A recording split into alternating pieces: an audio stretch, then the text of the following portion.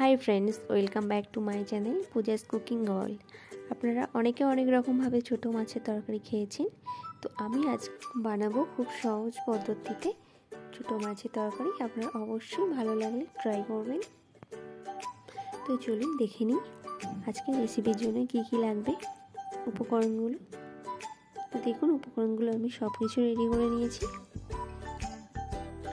এখানে মাছ ভাজতে দিয়েছি, মাছটা ভাজা হচ্ছে। মাছটা আমার ভাজা হয়ে গেছে, তো মাছটাকে তুলে নিলাম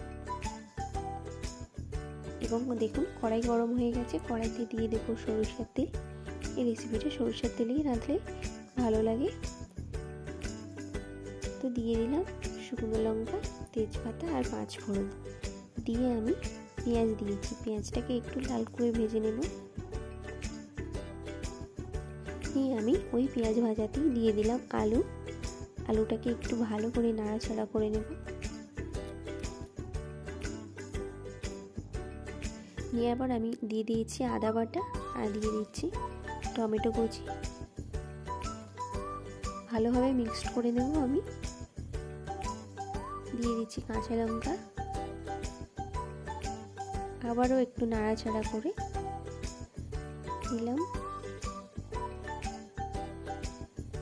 দিয়ে দিচ্ছি নুন আর দিয়ে দিচ্ছি হলুদ, দিয়ে আবারও মিক্সড করে নেব।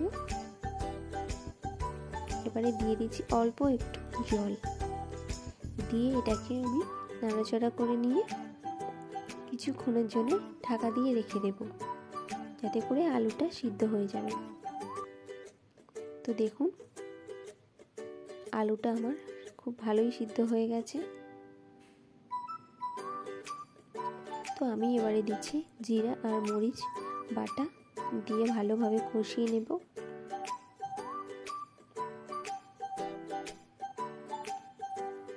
তো আমি এই মাছটাও দিয়ে দিলাম, দিয়ে ভালো করে কষিয়ে নেব।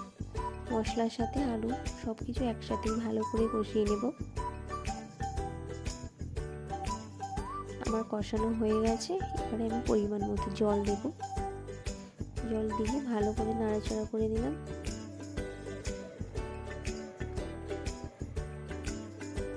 এখন এদিকে ফুটে এসেছে তরকারি, আবারও জিরে আর মরিচ বাটা দিলাম।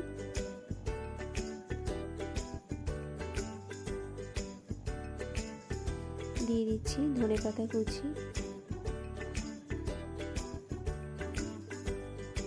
দেখুন গ্রেভিটা সুন্দর হয়ে এসেছে। দিয়ে দিচ্ছি একটু কাঁচা সরিষার তেল ফ্লেভারের জন্য, আর দিয়ে দিচ্ছি কাঁচা লঙ্কা, দিয়ে একটু ঢাকা দিয়ে রাখবো। দেখুন গ্রেভিটাও খুব সুন্দর হয়ে এসেছে। তো আমার রেসিপিটা কমপ্লিট হয়ে গেছে। আপনাদের ভালো লাগলে অবশ্যই ট্রাই করবেন এবং like, comment, share and subscribe করে পাশে থাকবেন। ধন্যবাদ।